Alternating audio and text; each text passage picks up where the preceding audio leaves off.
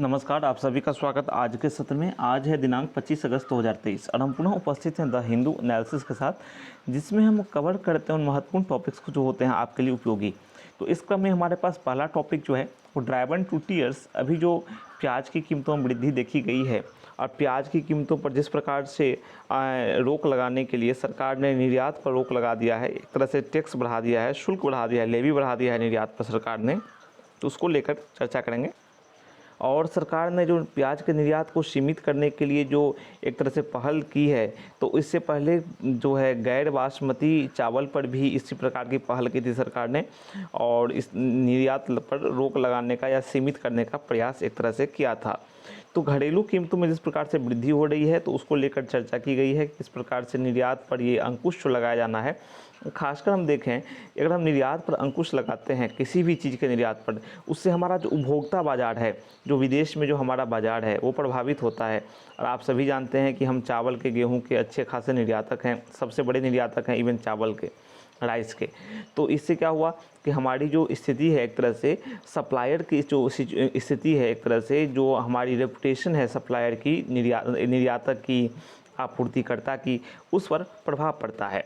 तो खैर, हम पूरा एनालिसिस जानेंगे, पूरा पढ़ेंगे, समझेंगे कि क्या क्या बातें हमारे लिए इसमें हैं और क्या क्या हमें जानने चाहिए। इससे आपकी अंडरस्टैंडिंग स्किल तो बढ़ेगी ही, साथ ही आपकी जानकारी भी अच्छी खासी हो जाएगी। तो बिना किसी देरी के अपनी जर्नी को स्टार्ट करते हैं। Driven to tears, trade curbs on farm products will distort showing preferences. अभी आप पढ़ सकते हैं आप कि ट्रेड जो कर्व्स है फार्म प्रोडक्ट्स पर, यानी कि जो कृषि उत्पाद हैं, उससे क्या होता है, शोइंग प्रेफरेंसेज कम होते हैं, यानी बीज बोने के प्रेफरेंसेज कम होते हैं। कैसे डिस्टॉर्ट होते हैं, प्रभावित होते हैं? कैसे?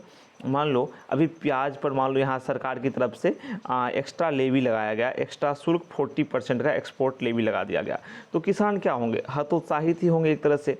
किसान तो नहीं सोचेगा ना कि फिर हम प्याज लगाएं, क्योंकि सरकार फिर उस पर जो बाहर जो निर्यात होगा उसको उस पर रोक लगा देगी, कम कर देगी, सीमित कर देगी। फिर सरकार किसानों से खरीद करेगी, बफर स्टॉक बनाएगी।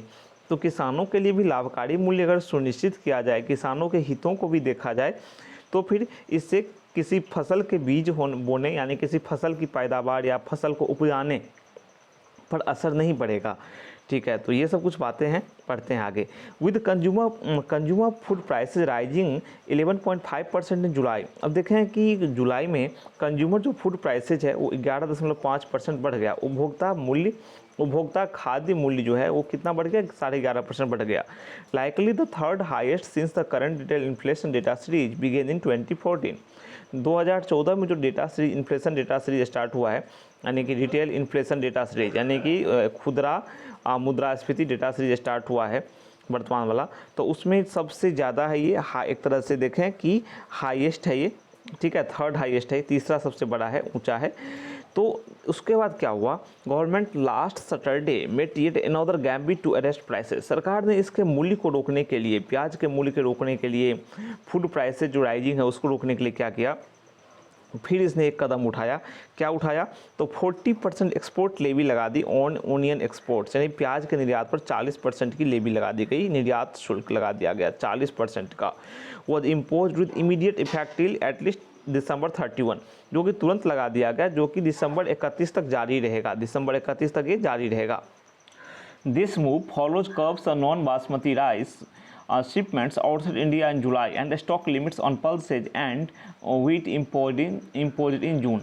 अभी मैंने बताया आपको कि सरकार ने प्याज पर के निर्यात पर अंकुश लगाया, ठीक है, नियंत्रण किया, सीमित किया एक तरह से निर्यात को। तो ये कदम जो सरकार का है, जो मूव है सरकार का, ये कब आया है? इससे पहले इसी तरह के कदम सरकार ने उठाया था, सरकार के द्वारा उठाया गया था गैर बासमती चावल के निर्यात पर। सरकार ने उसको भी सीमित करने का प्रयास किया था और सीमित किया भी था। वहीं दाल के स्टॉक को लिमिट किया था और गेहूं के स्टॉक को लिमिट किया था। कब? जून में किया था, जून की बात है। तो जून में भी इस तरह के कदम उठाए गए थे, चाहे आप बात करें गैर बासमती चावल के संबंध में, या फिर दाल के स्टॉक लिमिटेशन के संबंध में, या गेहूं के स्टॉक लिमिटेशन के संबंध में, और अभी प्याज पर देखा गया है। तो ओनियन एक्सपोर्ट्स विच ग्रू 65% लास्ट ईयर। अब देखें कि जो प्याज का निर्यात है वो पिछले साल 65% बढ़ा था, accounted for 8% of total domestic production. उसमें जो एक तरह से 8% डोमेस्टिक प्रोडक्शन का योगदान था। On Sunday government also announced a hike in buffer stocks of the कड़ी essential by 2 lakh metric tons. अब सरकार ने क्या किया, एक और कदम उठाया कि इसने बफर स्टॉक बढ़ा दिया है। इसने इस सब कड़ी के, है ना, इस जो खाद्य पदार्थ है इसके बफर स्टॉक को ना क्या कर दिया है, 2 लाख मैट्रिक टन तक बढ़ा दिया है। ओनियन ट्रेडर्स और फार्मर्स, जो किसान हैं, जो व्यापारी हैं प्याज के, in the mist of the first upturn in prices after almost 2 years were not impressed. अब इन्हें ये बातें अच्छी नहीं लगी, जो प्याज के निर्यातक हैं और जो किसान हैं, उन्होंने देखा कि भाई प्राइस राइज में बढ़ोतरी हुई है कम से कम 2 साल बाद, तो लेकिन वो इससे प्रभावित नहीं हुए। Markets word shut in protest in Nashik प्याज की जो सबसे एशिया की सबसे बड़ी प्याज मंडी है, तो वहाँ पर जो मार्केट बंद कर दिए गए विरोध प्रदर्शन में, है ना, प्रदर्शन हुआ वहाँ पर। एशिया की सबसे बड़ी ओनियन ट्रेडिंग हब है ये। As farmers feared a glut and a price crash, क्योंकि किसानों को लगा कि इससे क्या होगा, इससे जो है प्याज की कीमतों में गिरावट दर्ज हो जाएगी, गिरावट होगी और प्याज की आपूर्ति अधिक हो जाएगी। तो गिरावट दर्ज होगी ही ना। सरकार जिस प्रकार के कदम उठा रही है, बफर स्टॉक को बढ़ा रही है, एक्सपोर्ट को लिमिट कर रही है, तो किसानों को आशंका थी कि प्राइस क्रैश कर जाएगा और इसमें एक तरह से आपूर्ति अधिक हो जाएगी। तो हमारे लिए लाभ कहाँ से रहेगा, फिर किसानों को भी आशंका थी। तो इस आशंका में किसानों ने नासिक जो मंडी है उसको बंद करके प्रदर्शन किया, एक तरह से अपना विरोध जताया। Maharashtra and Madhya Pradesh account for almost 60% of India's onion supplies. अब देखें कि महाराष्ट्र और जो मध्य प्रदेश हमारे जो 2 प्यारे राज्य हैं, ये भारत के जो ओनियन सप्लाईज हैं, जो प्याज आपूर्ति है, उसमें 60% का योगदान करते हैं। And the deficient rainfall this month in part of these states. सबसे बड़ी बात यह है कि जुलाई में बहुत ज़्यादा बारिश हुई और अभी देखो आप इस महीने में कम बारिश हुई है इन राज्यों के कुछ भागों में। हम राज्यों की बात कर रहे हैं, महाराष्ट्र और मध्य प्रदेश की। उससे ये हो गया है कि क्वेश्चन मार्क उठे हैं, तो सवालिया निशान लग गए हैं कि जो मॉइस्चर जो सेंसिटिव जो फसल है, नमी संवेदनशील फसल जो है ना, तो खरीफ सीजन में इसकी आपूर्ति किस प्रकार होगी, तो इसको लेकर भी सवाल उठे हैं। आप सभी को पता होगा खरीफ सीजन में जो प्याज की आपूर्ति है वो होती है अक्टूबर में आ जाती है ना। अभी क्या चल रहा है आपका, अगस्त सितंबर अक्टूबर आ जाता है ये। These worries likely triggered the recent uptick in onion prices. अब ऐसा लगता है कि जिस प्रकार से स्थिति हो रही है, खरीफ सीजन में जो प्याज आएगा तो उसकी जो पैदावार है उसमें जिस प्रकार से एक तरह से चिंताएं हैं, तो हो सकता है इन सब समस्याओं से क्या हुआ होगा, ओनियन प्राइसेज में वृद्धि हुई होगी, है ना। प्याज के प्राइसेज में अपटिक आया होगा, जो कि 23 रुपये जो कि 1 महीने किलो था, अभी 31-40 रुपये किलो, 31 रुपये, कहीं 35, कहीं खुदरा बाजार में तो 40 रुपये तक ही बिक रहा है प्याज। रिलेटेड टू टमाटोज के सापेक्ष बात करें, टमाटर के सापेक्ष the other quintessential ingredient for Indian curries. अब देखो कि भारतीय घरों के लिए, भारतीय खाद्य पदार्थों के लिए टमाटर के अलावा, टमाटर के सापेक्ष प्याज भी एक महत्वपूर्ण चीज़ है। बिना प्याज के आपका किचन अधूरा होता है। This price surge were not as stock yet. अभी ये सब बहुत समस्या की बात नहीं थी, ये प्राइस में वृद्धि है। ऑल्दो सम एनालिस्ट्स प्रोजेक्टेड प्राइसेज पर किलो टू टच 60-70 बाय सितंबर। उन्होंने कहा कि 60 से 70 तक, यानी 60 से 70 तक कुछ विश्लेषकों का अनुमान था कि प्याज की कीमतें 60 रुपये से 70 रुपये तक सितंबर तक पहुंचेंगी, ऐसा अनुमान जताया गया। आगे बढ़ते हैं। To quell Indian onion farmers displeasure.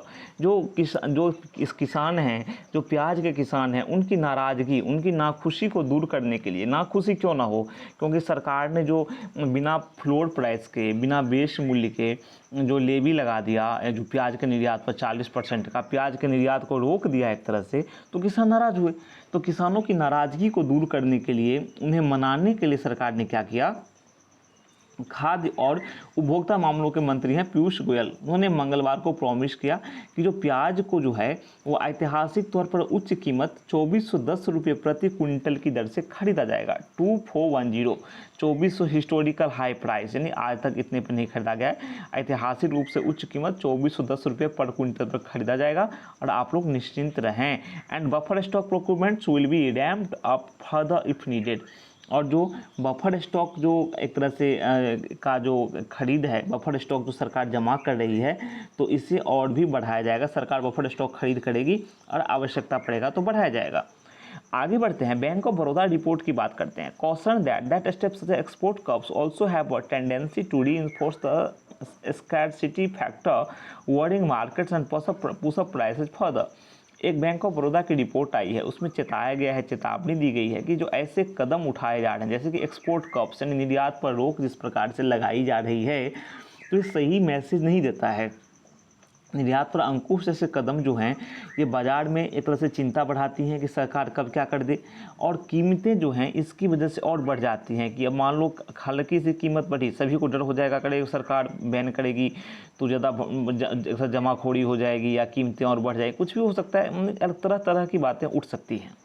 ठीक है, how this attempt to balance the interest of consumers and farmers plays out remains to be seen. अब देखें कि जो अटेम्प्ट है सरकार का, जो पहल जो है कि जो कंज्यूमर्स हैं, उपभोक्ता हैं, जैसे कि दाम बढ़े हैं तो प्याज के, तो उपभोक्ता और किसान दोनों के हितों का संतुलन कैसे बनाया जाए, तो इसका तो सरकार ने जो कदम उठाया है इसका रिजल्ट तो देखना बाकी है। जहाँ तक रिजल्ट की बात है, a profligate use of such blunt policy interventions ends up distorting sowing preferences in the coming year, especially in the very crops that spurred more inflation this year। अब क्या है, सरकार जिस प्रकार से डील करती है ऐसे मामलों में, जैसे कि मान लो किसी कमोडिटी के दाम बढ़े तो सरकार ने उसके निर्यात पर रोक लगा दिया, बफर स्टॉक खरीदने लगी, या फिर सरकार ने ऐसे पहल किया कि बिल्कुल दाम को कम करना है बिना लाभकारी मूल्य सुनिश्चित किए हुए, तो सरकार जैसे नीतिगत हस्तक्षेप करती है।